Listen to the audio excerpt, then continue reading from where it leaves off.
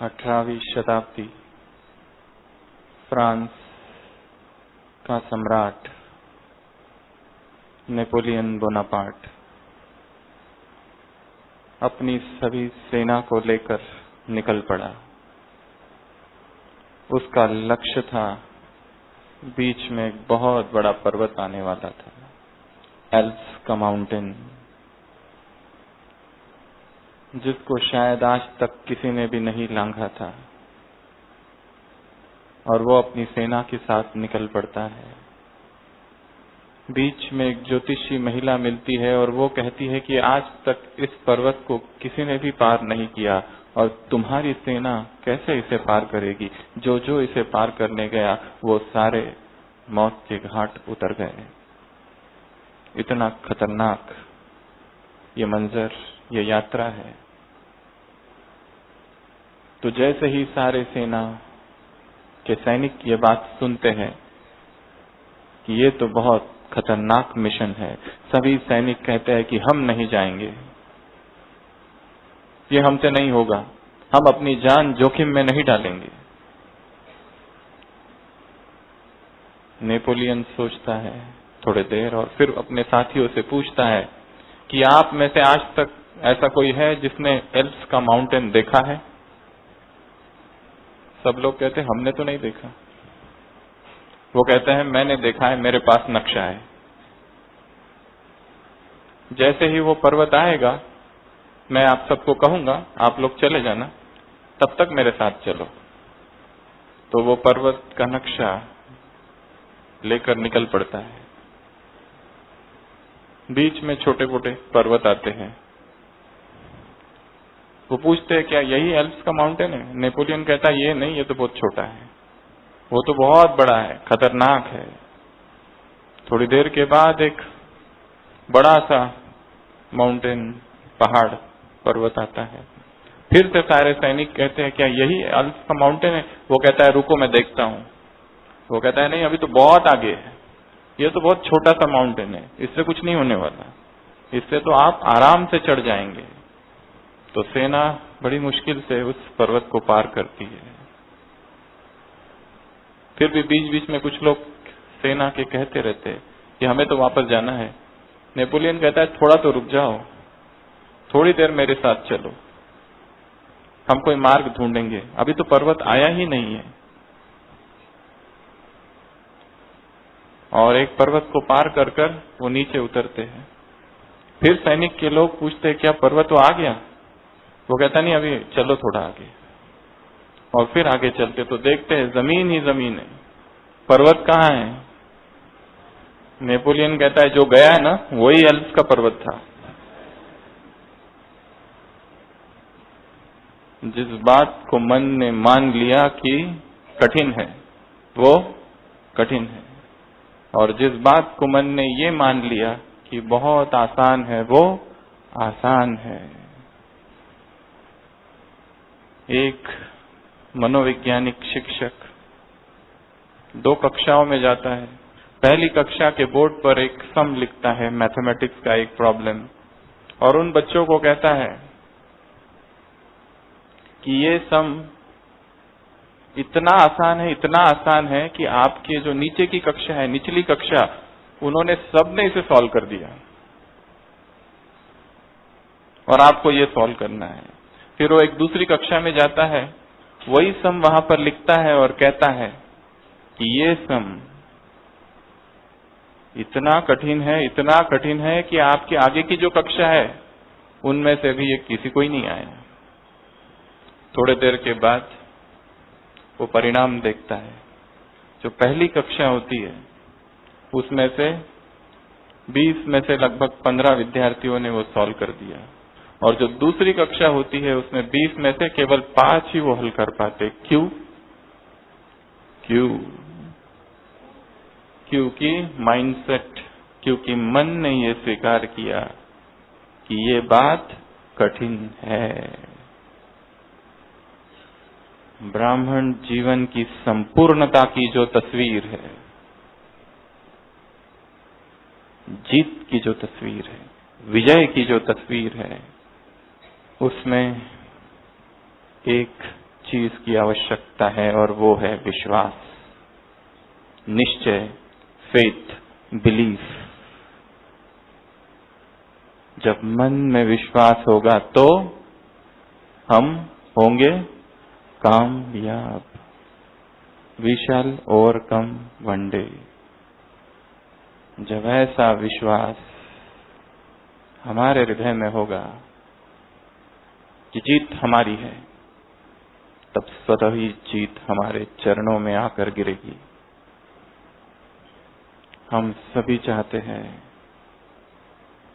जीत जाए, सफलता, सिद्धि स्वरूप, कामयाब, विक्ट्री, विजय। तो आज के इस सत्र में हम देखेंगे इस ब्राह्मण जीवन में किस किस विश्वास की आवश्यकता है, और जो जीत है, जो कामयाबी है, किन किन बातों पर हमें विजयी बनना है। आज सुबह की अव्यक्त वाणी, क्या देखा बाबा ने? पिछले संडे क्या देखा था? सूक्ष्म वतन में चित्रशाला देखी थी, जहां पर चित्र देखे थे। कौन से चित्र थे? वो चरित्र के चित्र थे। प्यूरिटी की पर्सनैलिटी थी और रॉयल्टी की रियलिटी थी और संबंधों की समीपता थी। लाइट देखी कि नीचे से ऊपर कितनी जा रही है, स्पीड क्या है, कलर क्या है, कंटिन्यूटी कितनी है, लाइट कितनी फैल रही है, हर्षित मुक्ता और स्वच्छता कितनी है, और मस्तक पर जो तिलक है कितना चमक रहा है। पिछली बार हिंदी देखा था, इस बार उर्दू देखा। तकदीर की तस्वीर, चरित्र का चित्र। तस्वीर में 5 लकीरें देखी, मस्तक की, नैनों की, होठों की मुस्कुराहट, हाथों की और कदमों की। कदमों में कौन सी लकीर? श्रीमत पर चलने की शक्ति, पावर चाहिए श्रीमत पर चलने के लिए। ये कोई साधारण मार्ग नहीं। भगवान की श्रीमत पर चलने के लिए साहस चाहिए, शौर्य चाहिए, वीरता चाहिए। अग्निपथ है।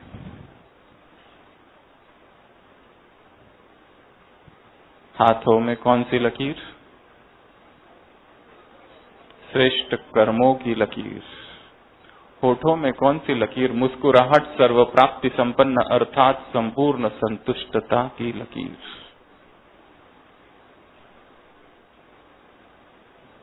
नैनों में कौन सी लकीर? रूहानी दृष्टि की लकीर, रूहानी दृष्टि की शक्ति। और मन में कौन सी लकीर? मस्तक पर मनसा वृत्ति की शक्ति की लकीर।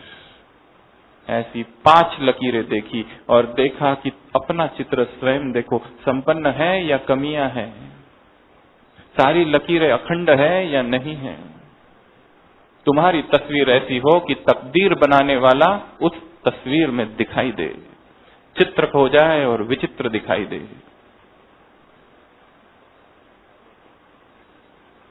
ये है तकदीर और ये है तस्वीर। बीच में है अनुभव की कलम और कर्म का पेपर, कागज। अनुभव की कलम से कर्मों के कागज पर यह तस्वीर खींचनी है। सुनिए ना सबने आज की मुरली, तो तस्वीर निकालनी है। तो इस जीवन का लक्ष्य है विजय, संपूर्णता, संपन्नता। वो कौन से विश्वास है जिसकी आवश्यकता है? क्योंकि जब विश्वास नहीं तो कुछ नहीं। विश्वास, श्रद्धा, निश्चय, फेथ, बिलीफ, कॉन्फिडेंस, अलग अलग शब्द है भाषा के। बाबा इनमें से एक शब्द का प्रयोग करते हैं, निश्चय। तो इस ब्राह्मण जीवन में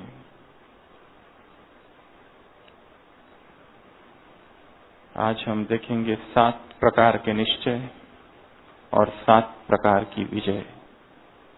कैसे ये सारे निश्चय और विश्वास हमारे जीवन में आ जाए और कैसे हम अपने आप को इतना शक्तिशाली, इतना पावरफुल बनाएं कि माया चाहे कैसी भी हो। अभी अभी मुरली चली थी, तूफान क्या बन जाए? तोहफा, अनुभव की सीढ़ी। कोई भी विघ्न ना लगे। परिस्थिति विकराल है परंतु मन में विश्वास है, हम होंगे कामयाब। और विपरीत परिस्थितियों में ही संपन्न बना जाता है। जब सब कुछ हमारे विरुद्ध चल रहा है, जब कोई भी सहयोगी नहीं, जब सारी परिस्थितियां विकराल है, विपरीत है, एडवर्स है, ऐसी सिचुएशन में, ऐसी परिस्थिति में जो स्वयं को शक्तिशाली रखता है, विजय उसकी है। हारना नहीं, थकना नहीं, रुकना नहीं, झुकना नहीं, स्वयं स्वयं को शक्तिशाली बनाना। इतना शक्तिशाली, इतना शक्तिशाली। I shall drink the entire ocean. Before me the mountains will crumble down. सारे समुद्र को पी जाऊं, ऐसा अदम्य साहस। सारे पर्वत मेरे सामने गिर जाए, ऐसा विश्वास। और ब्राह्मण जीवन के इस पथ में कई बार विश्वास कम हो जाता है, निश्चय की कमी हो जाती है। और जब निश्चय की कमी होती है तो जीवन में उदासी आ जाती है, a sort of spiritual depression, उदास, कुछ करने की इच्छा नहीं, रात में नींद नहीं आती, मुरली सुन रहे हैं परंतु मन उदास। और यदि उदासी है और यदि डिप्रेशन है, जरूर कहीं ना कहीं निश्चय डगमग हुआ है। तो पहला विश्वास है स्वयं स्वयं पर विश्वास। जीत मेरी, विजय जन्म सिद्ध अधिकार है। सारी दुनिया एक तरफ और हम एक तरफ, विजय मेरी ही है। हमेशा ही दूसरा देश आक्रमण करता है और ये छोटा सा है एक शहर, और वो छोटा राजा हमेशा हारता है, पर हमेशा फिर से पर हार होती है। सोचता है क्या करूं, कैसे जीतूं। एक ज़ेन गुरु वहां आता है, वो कहता है मुझे अपना सेनापति नियुक्त करो। राजा कहते हैं तुमको ना तो कोई अनुभव, तुम हो सन्यासी, कभी तलवार भी पकड़ी है क्या? वो कहता है करके तो देखो, मुझे अपनी सेना का सेनापति बना दो।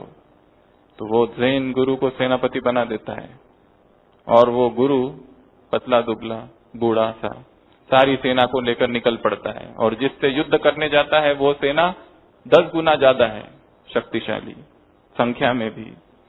तो ये गुरु कहता है रुको, यहाँ पे एक मंदिर है, और ये जो देवता है मंदिर का जागृत देवता है, और मेरा बहुत विश्वास है, तो हम इस देवता के पास जाएंगे। और वो एक कॉइन लेता है और कहता है अगर चित्त हुआ तो जीत हमारी है। और ऐसा मैंने हमेशा देखा है, बड़े बड़े राजा इसी मंदिर में आकर जीते हैं। और वो ज़ेन गुरु उस मंदिर के देवता के सामने टॉस करता है चित्त, देखा हमारी विजय है ना। सारे सैनिक इतने उत्साह से भर जाते हैं, और वो सभी सैनिकों को ले जाता है, और ऐसा धुआंधार युद्ध हो जाता है और जीत कर आते हैं। और नहीं, अभी आगे है।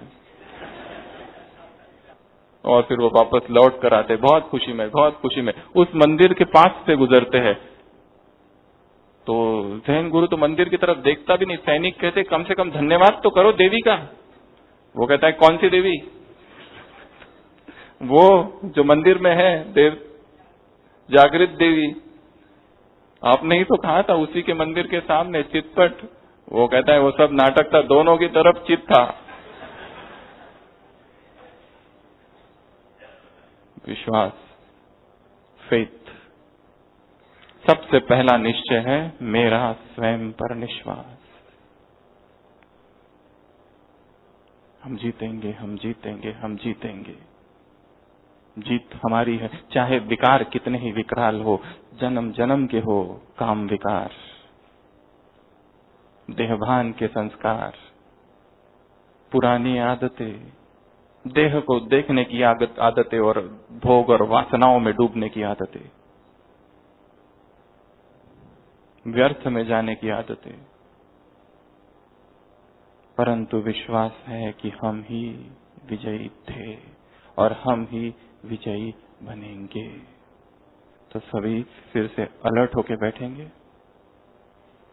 और अपने विजय के इस नशे को अपने अंदर लाएंगे कि हम यदि नहीं जीते तो इस संसार में और कोई नहीं जीत सकता। भगवान ने जिनको चुना है, भगवान की जो रचना है, भगवान को जो अति प्रिय है, वो नहीं जीतेंगे तो कौन जीतेंगे? साकार महावाक्य है बाबा के, जो बच्चे दिल से बाप को प्यार करते हैं। लिखे रखने जैसे वाक्य है। जो बच्चे दिल से बाप को प्यार करते हैं, बाप उन्हें चुन चुन के याद करता है। क्या करता है बाबा? उन्हें चुन चुन के याद करता है। तो जीत हमारी है। मन एकाग्र और स्थिर।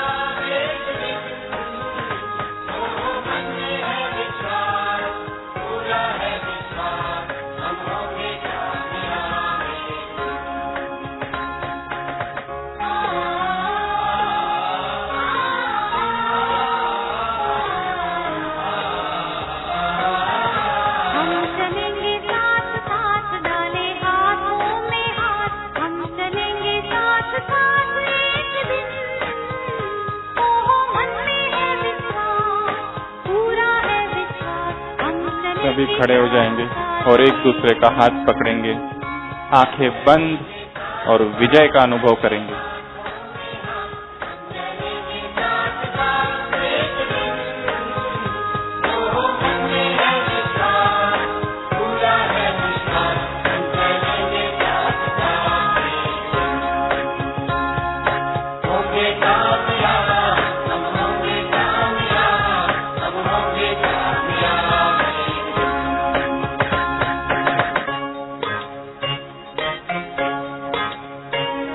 रोम रोम में विजय समा रही है।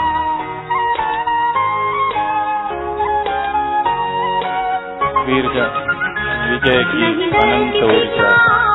नहीं डर किसी का, नहीं डर किसी का।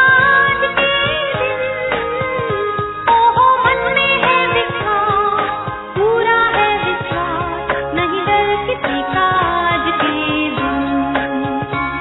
नहीं डर किसी का, नहीं डर किसी का, नहीं डर किसी का आज के दिन। ओहो मन में है विश्वास, पूरा है विश्वास। नहीं डर किसी का आज के दिन। होंगे कामयाब, हम होंगे कामयाब, हम होंगे कामयाब। विजय की अनंत ऊर्जा मुझ में है। संपूर्ण ब्राह्मण परिवार, सबका एक लक्ष्य, श्रेष्ठ ब्राह्मण जन, श्रेष्ठ बाप, श्रेष्ठ परिवार, श्रेष्ठ खजाना, श्रेष्ठ वेला, श्रेष्ठ संगम युग और श्रेष्ठ तकदीर की लकीर। विजय जन सिद्ध अधिकार है। सभी बैठ जाएंगे।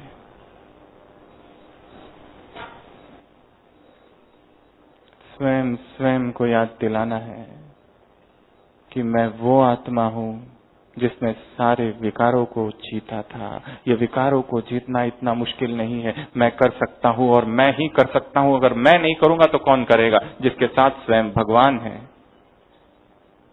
अगर वो नहीं करेंगे तो क्या संसार के लोग करेंगे, जो कि अनाथ है, ऑर्फन है, भटक रहे हैं? स्वयं के निश्चय को, स्वयं के विश्वास को फिर से जगाना है, फिर से ज्योति को जागृत करना है। शिव बाबा ब्रह्मा तन में आए और एक ऐसी बात कह दी जो आज तक किसी शास्त्र ने नहीं कही, किसी गुरु ने नहीं कही, किसी धर्म पिता ने नहीं की, किसी फिलॉसफी में, किसी ईस्टर्न वेस्टर्न दार्शनिक ने, रिलीजियस फाउंडर ने, धर्म नेता ने, धर्म गुरु ने, इमाम शंकराचार्य, बुद्ध तीर्थंकर ने नहीं कही, किसी अवतार ने कही नहीं। एक ऐसी बात कह दी कि जिसे सुनकर छोटी छोटी कन्याएं और छोटे छोटे कुमार सब ने तुरंत पवित्रता को अपना लिया, जिसके लिए कहा जाता है इतना असंभव है। और वो बात थी, तुम ही देवता थे। कितनी छोटी सी बात कह दी। तत्वमसी, तुम वो थे, कंप्लीटली प्योर। ऐसी प्यूरिटी जो दृष्टि नारायण की लक्ष्मी के प्रति है और जो दृष्टि लक्ष्मी की नारायण के प्रति है, वही दृष्टि तुम्हारी एक दूसरे के प्रति हो। कल की साकार मुरली, भाई और बहन। ऐसी अनंत ऊर्जा हमारे अंदर है, ऐसी प्यूरिटी की पावर हमारे अंदर है, जिसे संसार असंभव समझता है। वो ब्रह्मचर्य हमारा स्वभाव है, वो ब्रह्मचर्य हमारी नेचर है। और सभी कुमार और सभी भाई अपनी डायरी में एक चीज नोट करके रखेंगे, ब्रह्मा कुमार जीवन की सबसे बड़ी संपत्ति ब्रह्मचर्य है। ब्रह्मा कुमार जीवन का सबसे बड़ा धन प्यूरिटी है। और ब्रह्मा कुमारी जीवन की सबसे बड़ी जायदाद प्यूरिटी है। और ब्रह्मा कुमारी जीवन की सबसे बड़ी प्रॉपर्टी प्यूरिटी है। इसलिए अनटच्ड किसी देहधारी को हिम्मत नहीं कि इस शरीर को स्पर्श करे। और हमें इस विकारी देह को, विष को, सांप को स्पर्श करने की कोई इच्छा नहीं। इस देह से हम परे चले गए। ऐसा अखंड अटूट ब्रह्मचर्य, निर्विघ्न निष्कंटक ब्रह्मचर्य। तो सबसे पहला निश्चय कौन सा है? स्वयं पर। मैं ये कर सकता हूं, कर सकती हूं। हारना नहीं है, थकना नहीं है, रुकना नहीं है, बैठ नहीं जाना। क्या करूं, 10 बार कर चुका, फिर ये संस्कार बहुत कड़ा है, मिटता नहीं है। कितनी बार कोशिश की, पता नहीं कहां से निकल कर आ जाता है और गिरा देता है। रोने का संस्कार, रूठने का संस्कार, काम का संस्कार, क्रोध का संस्कार, चिड़चिड़ेपन का संस्कार, नाराज होने का संस्कार, आलस का संस्कार, अलबेलेपन का संस्कार। किसी संस्कार में, किसी आदत में इतनी पावर नहीं कि मुझे हिला सके, क्योंकि हमारे संस्कार देवता के संस्कार है, दैवी संस्कार है। वो देवत्व को फिर से प्रकट करना है। एक कहानी हमको बहुत अच्छी लगती है और कई बार सुनाई है, पर बार बार सुनाने को अच्छा लगता है। और शायद आपने सुनी भी होगी। एक महल में, एक राज्य में एक फंक्शन होता है, वहां पे एक ड्रामा प्ले किया जाता है। पर ड्रामा के समय एक छोटी सी बच्ची जो होती है ड्रामा में, वो बीमार पड़ जाती है। अब ये चिंता होती कि समय पर कौन उस छोटी सी राजकुमारी का पार्ट प्ले करेगा। तो रानी को ख्याल आता है कि मेरा एक छोटा सा बच्चा है 5 साल का, राजकुमार, क्यों ना उसी को रानी बनाया जाए, राजकुमारी। किसी को क्या पता चलेगा, लड़की के ड्रेस पहना देंगे और उसको पहना देकर राजकुमारी बना दिया जाता है। और वो राजकुमारी इतना अच्छा, राजकुमार ब्रैकेट में, इतना अच्छा पार्ट ड्रामा प्ले करती है कि सबको बहुत अच्छा लगता है और पता भी नहीं चलता है कि ये राजकुमार है। तो सभी फिर से एक बार अपने निश्चय को रिवाइज करेंगे कि मैं कल की विजयी आत्मा हूं।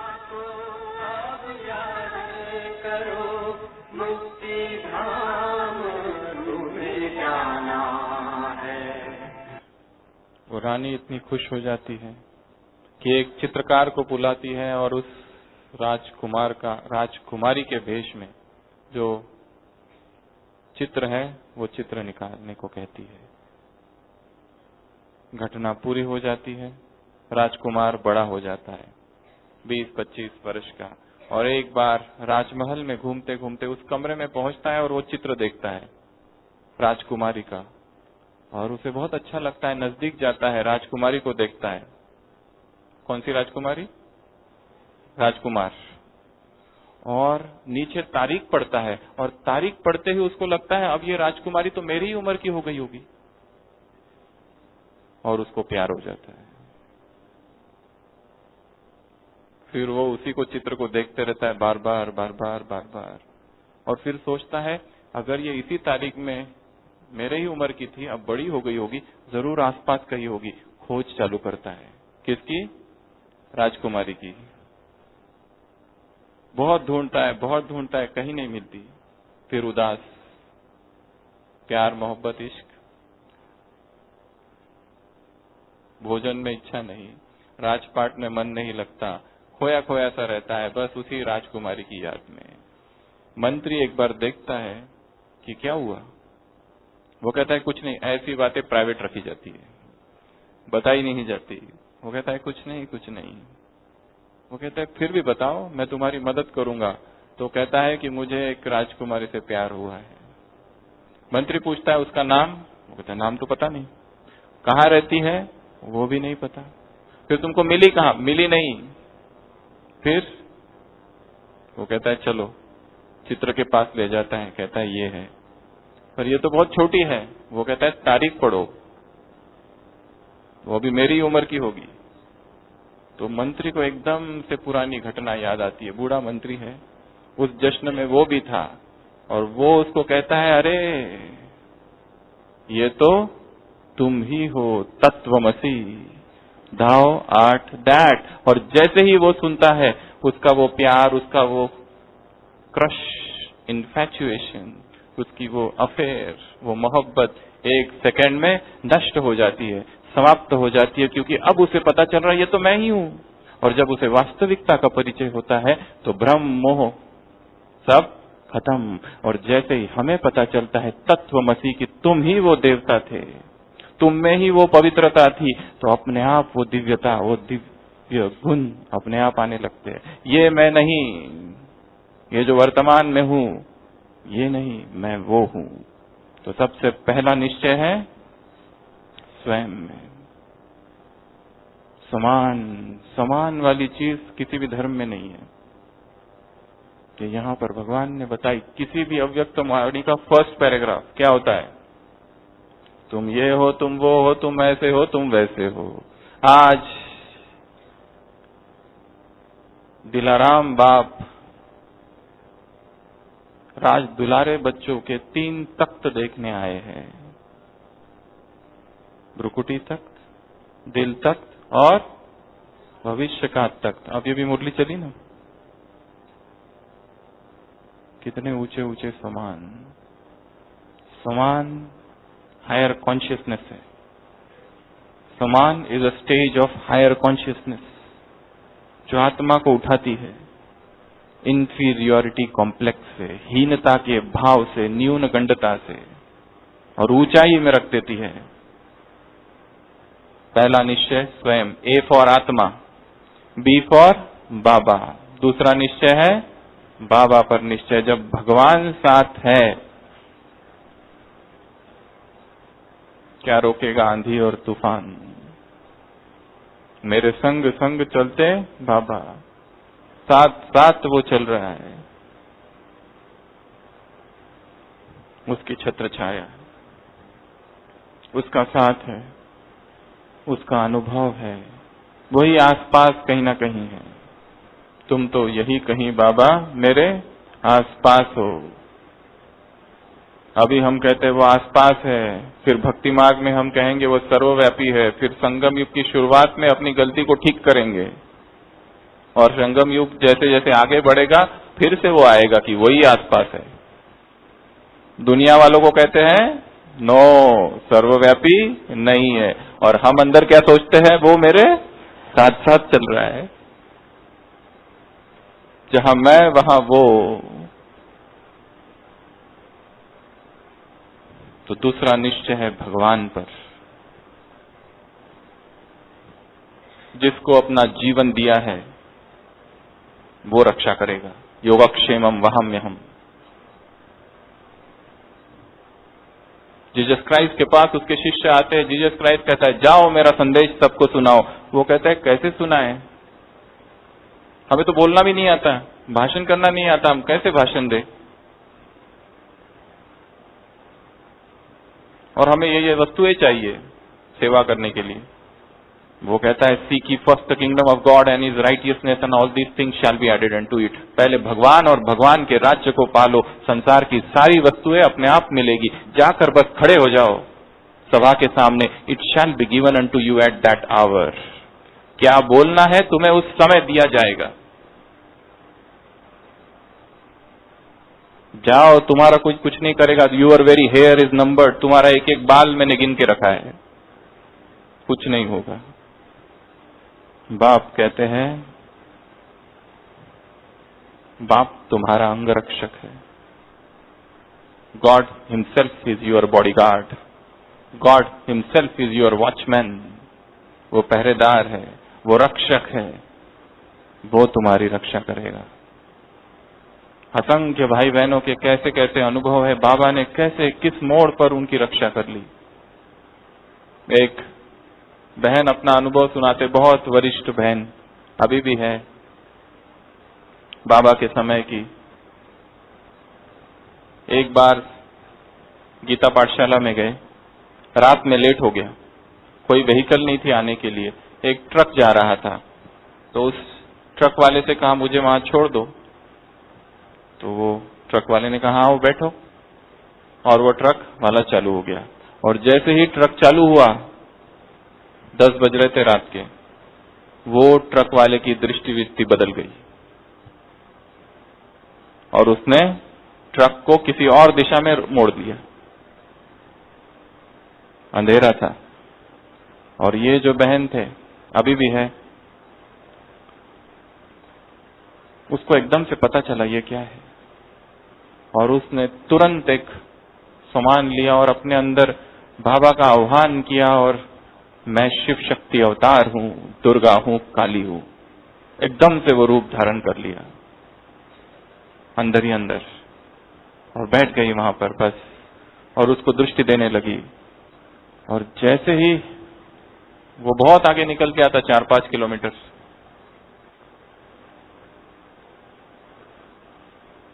और उस भाई को, वो ड्राइवर को अचानक से कुछ हुआ। अचानक से उसको लगा कि कोई पावर मुझे रोक रही है, ये मैं क्या सोच रहा हूं।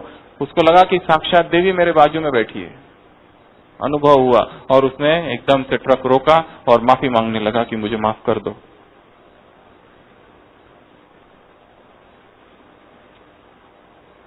और फिर उस बहन को उसने छोड़ दिया सेंटर तक, रात को 12 बजे। तो भगवान हमारी रक्षा करता है, ऐसा हरेक के जीवन में अनुभव है। परंतु हम अपने आप को ऐसा समर्पण कर दे उसके हाथ में, पूरा सौंप दे, तब वो रक्षा करेगा। आधा सौंपने के बाद वो रक्षा नहीं करता है, आधा अधूरा नहीं, फुल सरेंडर, कि वही सब कुछ है। जैसे छोटी बच्ची है, उसका खिलौना टूट गया है, बहुत कोशिश करती है जोड़ने का, पर नहीं जुड़ता है। आखिर भगवान के पास जाती है, कहती है तुम इसको जोड़ो। भगवान कहता है मैं जोड़ देता हूं, और भगवान उस खिलौनों के जोड़ना चालू करता है। तो छोटी लड़की करती है, अरे ये क्या कर रहे हो, इधर इधर इधर लगाओ। फिर भगवान इधर से जोड़ता है, भगवान को कहती है अरे ये क्या कर दिया, उधर से जोड़ो। फिर भगवान उधर से जोड़ता है, फिर इधर उधर करता है, फिर कहती है अरे दे दे दे दे। भगवान आखिर में कहता है ये लो तुम्हारा खिलौना, तुम ही जोड़ो। बिगड़ी बनाने वाला वो है। तो समर्पण हैज टू बी इंटीग्रेटेड, समग्र समर्पण। तो दूसरा निश्चय, दूसरा विश्वास है बाबा पर, सी फॉर साइकिल।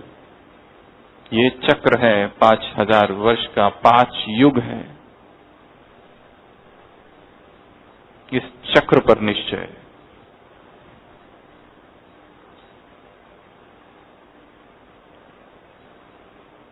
भगवान आया हुआ है, इस पर निश्चय है।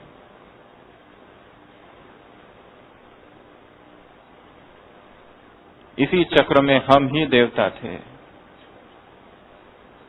और हम भी पूज्य थे। इसी चक्र में हम ही फिर संपन्न बनेंगे। ये निश्चय, इस संपूर्ण चक्र पर निश्चय। दूसरों को तो हम सिखाते हैं, परंतु खुद हमें कितना निश्चय है। यदि हम बार बार भूल जाते हैं, ये जो समान है कि हम ही देवता थे, इसको फिर रिवाइज करना है। और देवताओं में ऐसे संस्कार नहीं होते जो अब मुझ में लक्ष्मी नारायण कभी रोते हैं क्या? रोने की दुनिया नहीं, रोने की दुनिया तो ये है। वो डरते हैं कभी? भय, हम बस भयभीत होते हैं। डी, ड्रामा, यह सबसे शक्तिशाली पॉइंट है। ड्रामा परिस्थितियों में ड्रामा ढाल है। चाहे कुछ भी हो जाए, ड्रामा में जो कुछ हो रहा है कल्याण। मेरे जीवन में अब तक जो हुआ है, ऐसे कितने हैं जो सोचते हैं कि मेरे जीवन में जो घटनाएं घटी है नहीं घटनी चाहिए थी, थोड़ा सा रॉन्ग है वो घटनाएं, वो नहीं होता तो बहुत अच्छा होता। ईमानदारी से इंद्र सभा है, ऐसा लगता है हमें, कईयों को लगता है, पर क्या डिवाइन प्लानिंग गलत है? Is the divine planning wrong?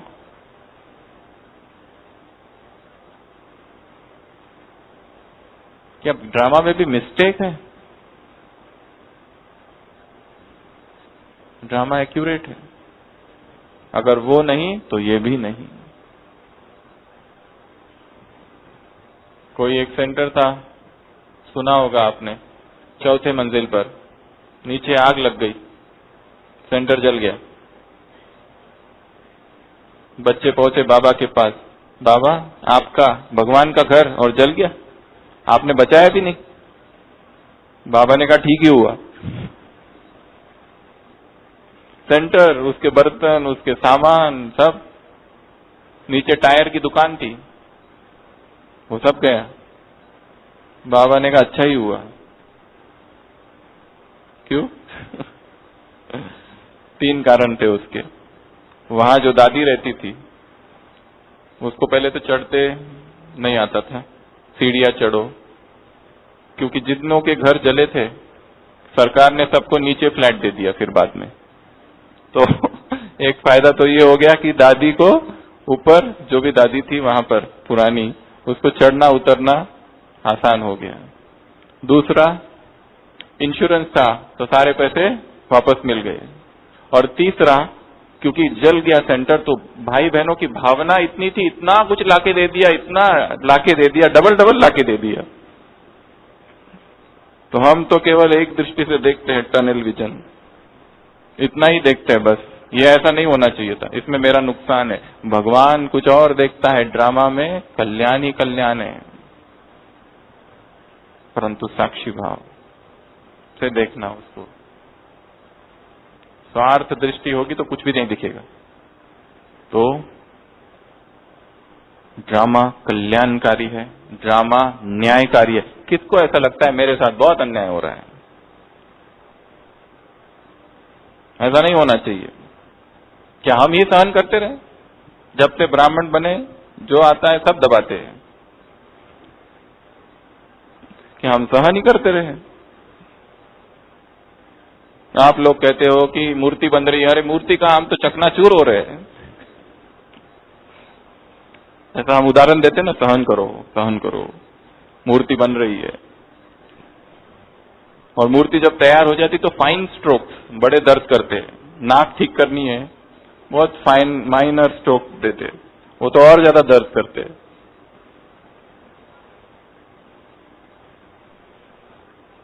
Drama कल्याणकारी है, ड्रामा न्यायकारी है, ड्रामा विविधतापूर्ण है, ड्रामा रिपीट हो रहा है, ड्रामा वंडरफुल है, ड्रामा भगवान को पसंद है, तुमको भी पसंद आना चाहिए। ड्रामा में नथिंग न्यू एंड ड्रामा में एवरीथिंग न्यू, दोनों चीजें हैं। 24 घंटे में एक बार ड्रामा की सारी पॉइंट्स मन में याद करना है। ड्रामा के प्रत्येक सीन के पीछे कल्याण है, अकल्याण के पीछे कल्याण, नुकसान के पीछे फायदा छिपा हुआ है। तो D for drama, drama. E for epoch, epoch अर्थात युग, एज, संगम युग पर विश्वास, संगम युग पर निश्चय कि ये ही संगम युग है जिसमें भगवान आ चुका है। सुबह की अव्यक्त वाणी श्रेष्ठ युग है, श्रेष्ठ जन्म है, श्रेष्ठ वेला है, श्रेष्ठ बाप है, श्रेष्ठ ब्राह्मण है, श्रेष्ठ तकदीर है, श्रेष्ठ तकदीर की लकीर है। तस्वीर कैसी बना रहे हो? तकदीर इधर, तस्वीर इधर, अंतर क्यों? प्रश्न पूछा है बाबा ने।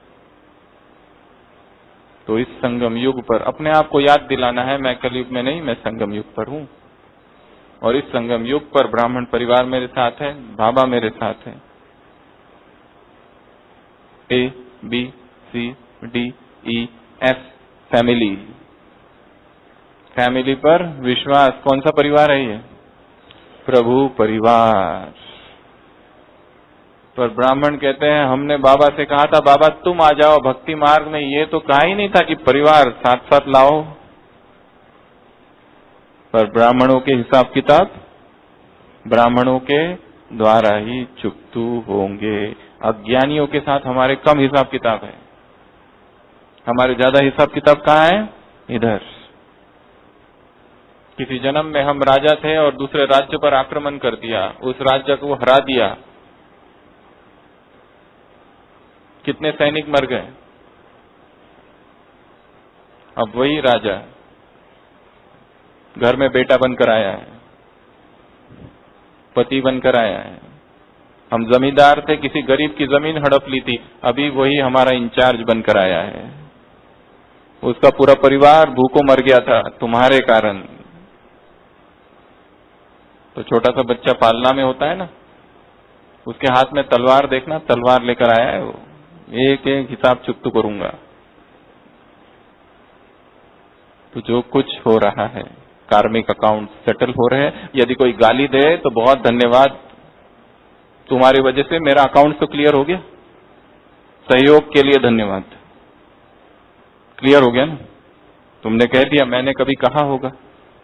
मुरलियों में आता है बाबा, माताएं कहती है बाबा से हमारे पति हमको बहुत मारता है, क्या करें? तो बाबा का क्या उत्तर है? तुमने भी मारा होगा, पति की पिटाई की होगी अच्छी तरह से, तो अभी वो करने आया है। तो ड्रामा पर निश्चय। पर ड्रामा एक ऐसा शब्द है ब्राह्मण परिवार में सबसे मिसयूज्ड वर्ड है, उसको फ्यूचर के लिए प्रयोग करते हैं, वो गलत है। ड्रामा अर्थात जो हुआ पास्ट, अब आगे बढ़ो, अब इसका चिंतन नहीं, ये क्यों हुआ, वो क्यों हुआ, ऐसा क्यों हुआ, वैसा क्यों हुआ, ये नहीं होना चाहिए था, वो नहीं होना चाहिए था, ये लोग अच्छे नहीं हैं। भक्ति मार्ग में मुझ निर्गुण हारे में कोई गुण नहीं, और ज्ञान मार्ग में इन निर्गुण हारों में, ये ब्राह्मण परिवार, इनमें कोई गुण ही नहीं है। बाबा क्या करे, बड़ा ही डेंजरस फैमिली है। बाहर वाले तो सहयोग देते, ये तो सहयोग भी नहीं देते। तीन चीजें हर ब्राह्मण आत्मा में है, तीन विशेषताएं, चाहे वो कितने ही अवगुण वाला हो, कितने ही संस्कार कैसे भी हो, तीन गुण तो उसमें जरूर है, चाहे कैसा भी हो। एक, उसने भगवान को जाना। शंकराचार्य अवतार तीर्थंकर नहीं जान पाए, इसने तो जान लिया, चाहे अमृत वेला न करता हो, मुरली कभी नहीं सुनी, न सुनता है, पर ये गुण तो है। बाबा बाबा तो निकलता है मुख से, जाना ना भगवान को, कितनी बड़ी विशेषता है। दूसरी विशेषता, प्यूरिटी को तो धारण किया है। संसार कहाँ विकारों में डूबा हुआ है और इसने प्यूरिटी को धारण कर लिया।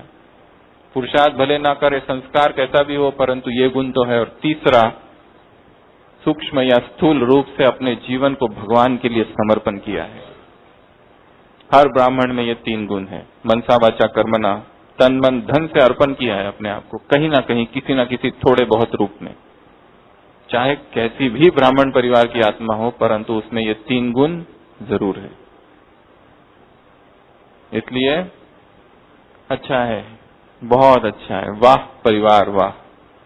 तो F for family, A, B, C, D, E, F, G, ज्ञान।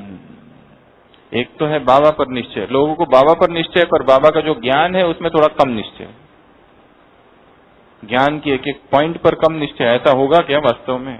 ऐसा मन में आता है। मुरली में तो आ गया, पर पता नहीं होगा कि नहीं होगा। ज्ञान में थोड़ा सा कम निश्चय है, और ज्ञान के निश्चय के लिए कुछ बातों की आवश्यकता है। ज्ञान में निश्चय ऐसा ही नहीं आएगा। ज्ञान में निश्चय की विधि है चिंतन। क्या करना पड़ेगा? चिंतन। मुरली में जाना, सेंटर पर जाना, मुरली सुनना, मुरली लिखना, मुरली सुनना या सुनाना, लिखना और घर वापस आ जाना, यह है पुरानी चाल। कुछ और करना पड़ेगा। रोज की मुरली से टॉपिक्स निकालो और उस पर चिंतन करो। रोज की मुरली पर डिस्कशन होना चाहिए। आप सभी तीव्र पुरुषार्थी ग्रुप है। पहले साधारण पुरुषार्थ की परिभाषा दे रहे हैं आपको। साधारण पुरुषार्थी अर्थात सुबह 3:30 बजे उठना, अमृत वेला करना, बाबा को गुड मॉर्निंग करना, शक्तिशाली अमृत वेला करना, उसके बाद में व्यायाम एक्सरसाइज, उसके बाद में मुरली सुनना, उसके बाद में भोजन याद में करना, बीच बीच में दिन भर में ट्रैफिक कंट्रोल करना, सेवाएं करना, नुमा शाम का योग करना, रात्रि सोने से पहले ज्ञान की थोड़ा डिस्कशन करना, गुड नाइट करके सो जाना चार्ट लिखकर। इसे कहा जाता है साधारण पुरुषार्थ। इसे क्या कहा जाता है? साधारण पुरुषार्थ। तो तीव्र पुरुषार्थ क्या है फिर?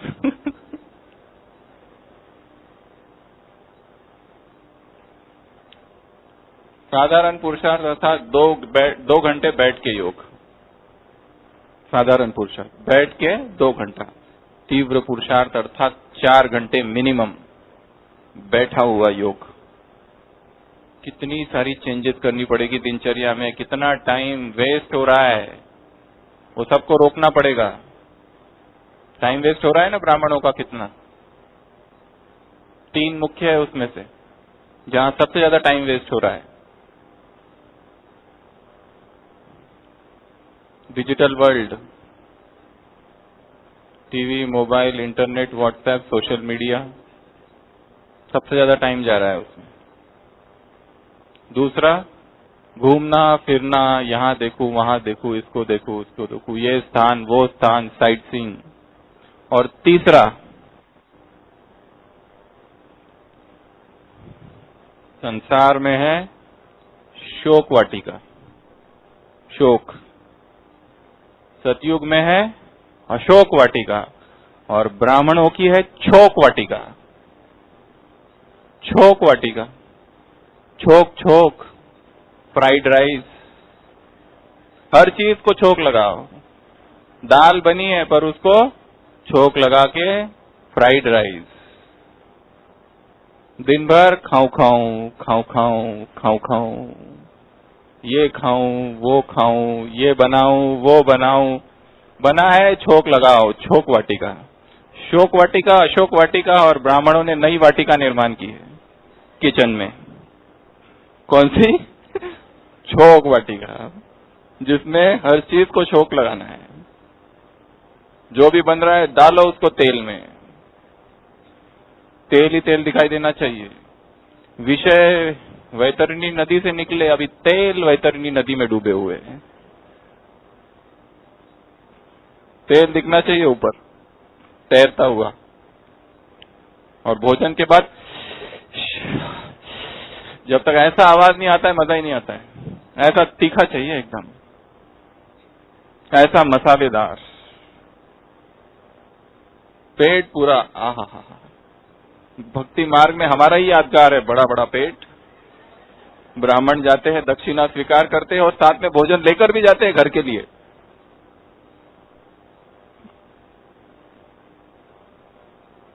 स्वामी विवेकानंद से किसी ने पूछा था, विदेश में तुम्हारे देश का धर्म क्या हुआ? उन्होंने कहा था, मेरे देश का धर्म चूल्हे चौके में जाके भस्म हो रहा है।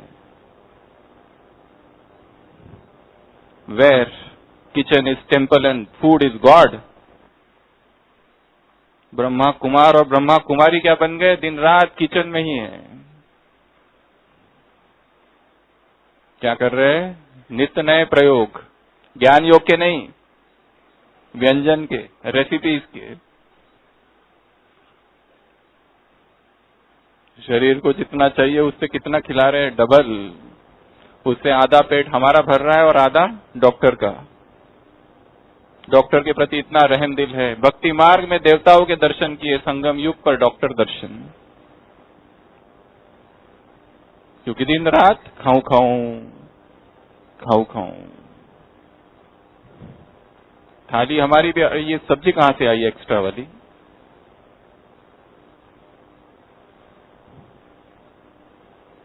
जीभ पर जिसका संयम नहीं वो योगी नहीं। रसों को जिसने जीभ के नहीं जीता वो योगी नहीं। अव्यक्त महावाक्य, मास्टर सर्वशक्तिवान अर्थात स्वाद से परे। थोड़ा ही तो है, जगदीश भाई जी ने अपनी किताब में लिखा है। भाई लोग कहते हैं थोड़ा ही है, थोड़ा मसाला, थोड़ा तीखा, थोड़ा थोड़ा करते करते हथौड़ा लगता है।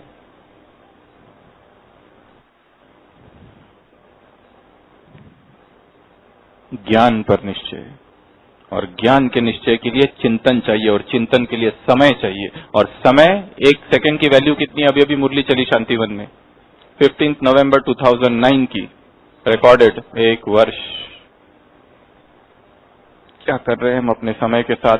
Time management. Thought management is time management.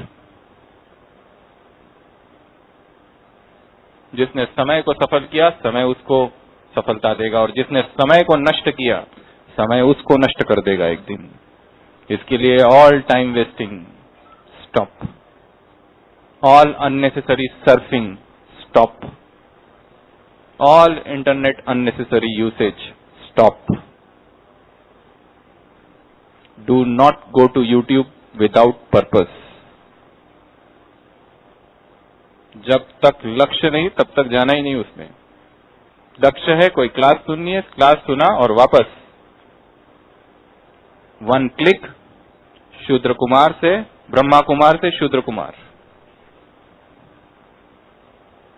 1 click Brahma Kumari से शूद्र कुमारी। तो ये 7 प्रकार के विश्वास है। A फॉर आत्मा स्वयं, B for Baba, C for संपूर्ण साइकिल जिसमें हम ही देवता थे सतयुग त्रेता में, D फॉर ये ड्रामा, F फॉर ये परिवार, देव परिवार है। उसके बाद E फॉर इपॉक, इपॉक अर्थात साइकिल, एज, संगम युग, और G फॉर ज्ञान, ज्ञान की एक एक पॉइंट पर निश्चय, ज्ञान की एक एक पॉइंट पर चिंतन, मनन, अध्ययन, डिस्कशन। आप तीव्र पुरुषार्थी हैं तो तीव्र पुरुषार्थी अर्थात सुबह अमृत वेला बहुत पावरफुल, जिसमें शरीर से पूरा डिटैच्ड। प्रातः स्मरामि हृदि संस्फुरदात्म तत्वम सच्चित सुखम परमहंस गतिम तुर्यम तद ब्रह्म निष्कलमहम न च भाति भूत संघम। ये भूत का संग मैं नहीं, मैं वह परम हूं, शुद्ध, पवित्र, निर्मल, वो तत्व, वो आत्मा मैं हूं। ऐसी अमृत वेला शक्तिशाली बनाना है। आपको एक काम दे रहे अगले 1 मास के लिए। अमृत वेला की किताब है, जिसने पढ़ी है फिर से रिवाइज करना है, जिसने नहीं पढ़ी है पढ़ना चालू करना है। दिन में 2 या 3 बार एक ऐसी जगह रख देना कि खड़े खड़े गए, पढ़ लिया, पैराग्राफ रख दिया और फिर चले। ऑफिस में रख दो, सेंटर में रख दो, घर में रख दो। उस अमृत वेले की किताब को 1 मास तक पढ़ना है, रिवीजन। अमृत वेला परमात्मा प्रेम से स्वयं को इतना भर दो, इतना भर दो कि सारे दिन भर किसी देहधारी का प्यार तुम्हें ना खींचे। अव्यक्त महावाक्य है बाबा के। ऐसी ज्वाला रूप स्थिति, ऐसी शक्तिशाली स्थिति जिसमें नींद 1 सेकंड, 1 पलक भी ना झपके, ऐसी आंखें फाड़ फाड़ कर देखना है बाबा को।